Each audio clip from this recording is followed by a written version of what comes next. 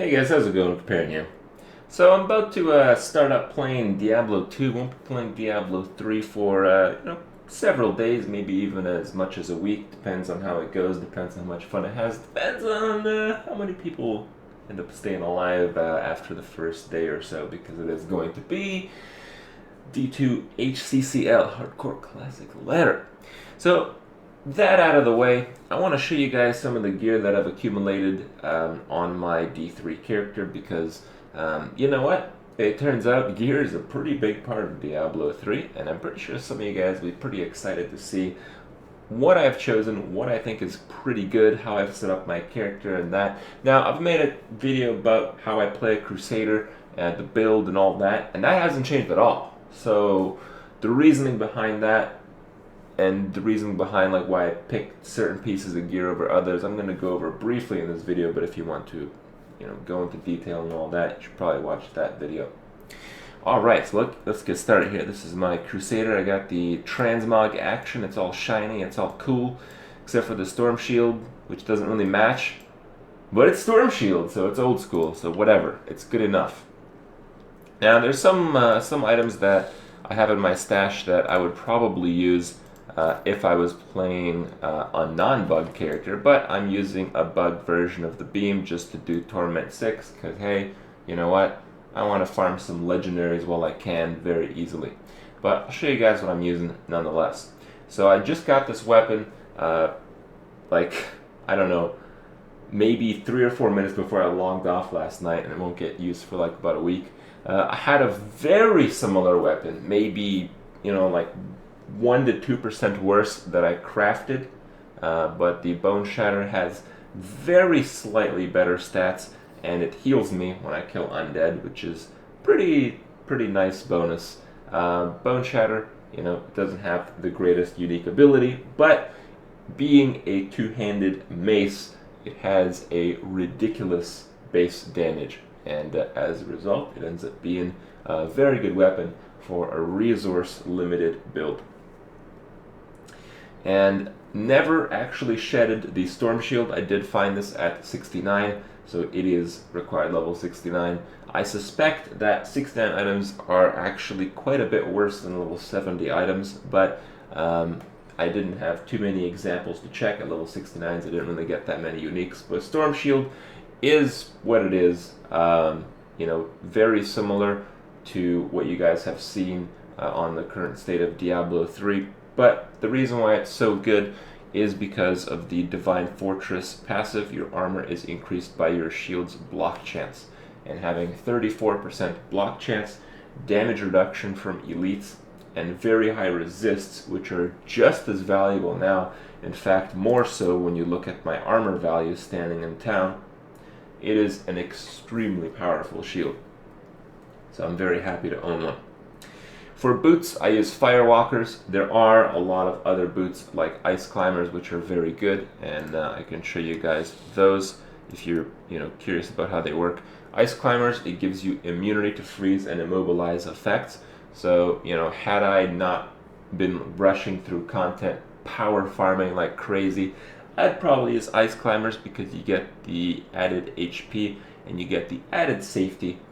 The reason I use Firewalkers is because when I play my character, I play the dangerous content with shrines. I have the Empowered Shrine. With the Empowered Shrine, I can pretty much spam CC Break with the horse because it has relatively no cooldown if you use it a certain way. And the Firewalkers are there so when I am on a horse, I don't have to drop horse to go through a door that's breakable with damage. Plus you break like all this stuff, so it's just really the burn on the ground. But the burn on the ground being 100% of weapon damage scales very well with a high damage slow weapon, which is exactly what I'm using on this character. The rings, number one, haven't really changed them since the last video. Still have Word Ward. Fire damage is still the most prevalent.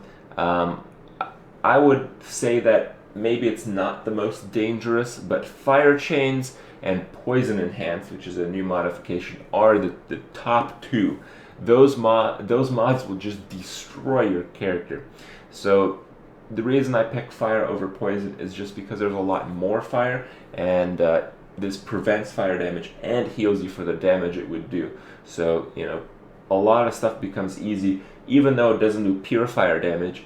Because it does some fire damage, it heals me. So this ring is super overpowered. The only item that's possibly a little bit better are going to be the gloves, which you'll see in a second. I use a Nagel ring. I ended up finding a level 70 Nagel ring, which is really very nice. I use it because Magic Find is very hard to get. If you look at your Magic Find stat, I have 190, and that's for my Nagel ring, the Topaz in my helmet, and the Paragon level bonuses, and I'm Paragon 100 right now on the beta. So, it's pretty hard to get 300. Even if I was maxed out in the Magic Find stat with my Paragon levels, which it does max out at 100%, I still would not be at 300% using the Topaz in the helm and the Magic Finder in the Nagel ring. And let me tell you, I've gotten 31 legendaries in an hour playing with this setup, playing with the bugged ability, playing on Torment 6, and clearing absolutely insanely fast. So Magic Find is definitely worth it. The Magic Find roll, as you can see with the new control feature in Diablo 3, you can see that it goes to 100, but I had to re-roll the crit damage. I figured that a little bit of extra damage was more important than just a bit of extra Magic Find in this sense. For the pants, I'm using Hexing Pants of Mr. Yan. When you're moving, your resource generation and damage is increased by 25%, while stationary, your resource generation damage is reduced by 25%.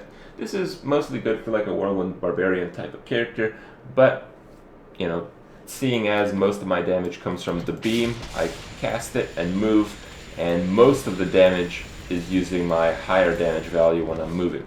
And same with Fist of the Heavens, same with, the blow-up thing.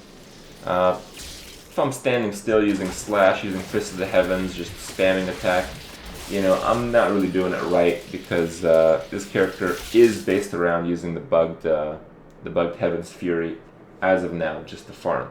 And when it doesn't do that, I just found these Death Diggers the other day, which are significantly better pants, if not for the legendary bonus on them. Still have the belt, ended up getting a really good roll. This is the belt that mind controls. Basically the way the character works is I can still kill stuff on Torment 6 with 0 crushing blow, by the way, without using the bug beam, just by using Fist of the Heavens, because it hits so many times, it hits such a concentrated area, and the monsters are pulled in from the amulet that you'll see in just a second, that the mind control becomes so powerful, defensively and offensively. This is an extremely good belt. It mind controls everything, and it has, maybe a 5 to 10 second internal cooldown. It's probably not that long. It may just have like a 3 or 4 second internal with a fairly low chance to proc, but it does seem to proc just enough for my liking. I have the strong arm bracers still. I have better bracers in my stash. The knockback effect is pretty cool. When I used Vigilance, which is the unique polearm, I had the when I get hit, I cast Inner Sanctuary, which knocks the enemies away with a sphere.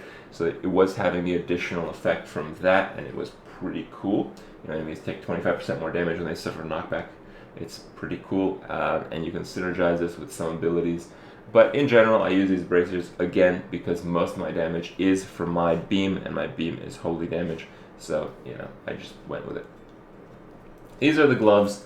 The most overpowered item in the game right now. Shrine effects last for 1 hour. The strategy, the way that I play the game is, you do some bounties, and while you do the bounties, you do the bounties that happen in the shrine-heavy areas. You pick up as many powerful shrines, most notably Empowered Shrine, which is the most significant shrine I'd imagine for any character, but, especially the Crusader. So I get those shrines, then I farm the rifts with the buffs lasting through the entire hour that I'm doing them. So extremely powerful gloves. I don't really have the best roll, as you can see. I ended up enchanting the crit hit chance on them just to scale my damage up a little bit higher. I'm using Shimuzu's Hori, which is a pretty popular chest. A lot of people are using this chest. It scales pretty well with my character if I'm under 30% life, but I'm usually not under 30% life. So the bonus is fairly weak. The item in general is fairly weak, but I never really got a chest that's significantly better, and most chests that you find in this game are not going to have 3 sockets, so enchanting 3 sockets on them is going to be a real pain in the ass. So this chest is just good enough, but as you can imagine, while below 30% life, all attacks are guaranteed crits, can be a really nice bonus for some other characters, notably classes like Barbarian, for instance. This is the S of Jordan. I ended up finding a slightly higher damage one, but I didn't have the reduction cooldown of skills, so I'm using this one still, just because, you know, it scales with Heaven's Fury a little bit better. The chance on hit to pull enemies toward your target does seem to have a cooldown. It does seem to be similar to the belt that I use, but it seems to have a smaller cooldown as it procs about twice as often as the belt. So every 1.5 seconds, something like that, you'll see targets pulled in. This works on pretty much anything. I don't know if it works off of the boots, but the boots, which do weapon damage per second on the ground, trigger the helmet, which does Poison Nova when you hit an enemy, and I'm certain either the boots or the Poison Nova does trigger the S of Johann. So what ends up happening is, just as I walk through monsters, they get clumped up into one area, snared, and sometimes even mind controlled just as I walk through them. And at that point, you know, I can just drop Heaven's Fury, I can drop Fist of the Heavens just to guarantee the mind control, and they're pretty much dead from that point on. And Dariel's is a pretty damn good helmet nowadays, and the reason is the more fire damage taken is actually more healing. How about that? You know, with Word Ward, fire damage goes to 0, and instead you're healed for the amount. Ends up making Andariel just a pure DPS helmet. As such, you know, maybe it's not quite as high DPS relative to other items in the game as it is on the live version of D3. It still has very good stats if you happen to get a good roll, which I did, and the Poison Nova does considerable damage.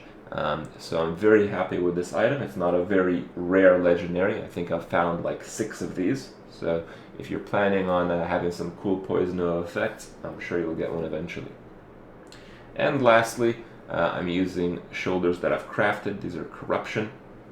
Crafting items is fairly expensive, but as it turns out, I never really got shoulders that were significantly better.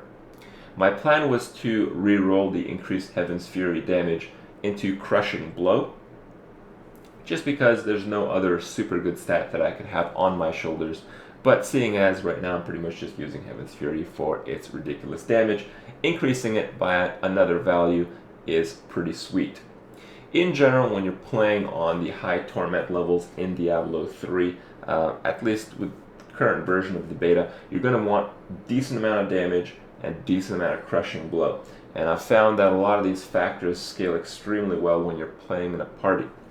So when I'm playing in a party, I'm actually thinking of not playing a Crushing Blow character because everyone else is going to be a Crushing Blow character, and profiting off the fact that Crushing Blow characters end up using this item, which is Solanium. Crushing Blows have a chance to spawn a health globe, and man, if you play a Whirlwind Barb with Crushing Blow or something like that, there are health globes on the entire screen. Hundreds of health globes. So if they're going to use that, I'm going to use something like this, which is a belt that does 100% of my weapon damage when I pick up a health globe. So I pick up 100 health globes. Hey, look at that. I do 10,000 weapon damage. But the Mind Control belt is pretty strong. The monsters on Torment 6 seem to hit each other pretty hard, although they don't seem to hit my character that hard. But, you know, who knows. Another item that I plan on using are the shoulders.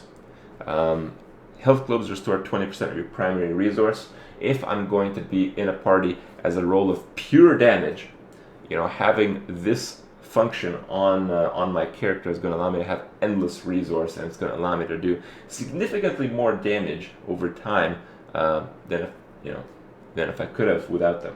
So there's a lot of really cool legendaries out there.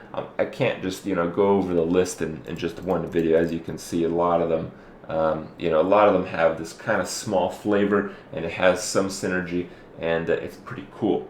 Honestly, a lot of the ones that I've showed you guys today probably get you guys excited about the game. Most likely they will be nerfed. I mean, let's be serious. Fire immunity is just nuts. And Shrine lasting for 1 hour, I mean, you don't need me to tell you guys how absurd that is. So it's definitely really fun to play with items this way, but it's very difficult to really balance a game, even in the large sense, when you have all these crazy items involved. So for now, some lulls, some fun, and we'll see in which direction they take this part of the game. So hope you guys enjoyed it. I'll see you guys tomorrow.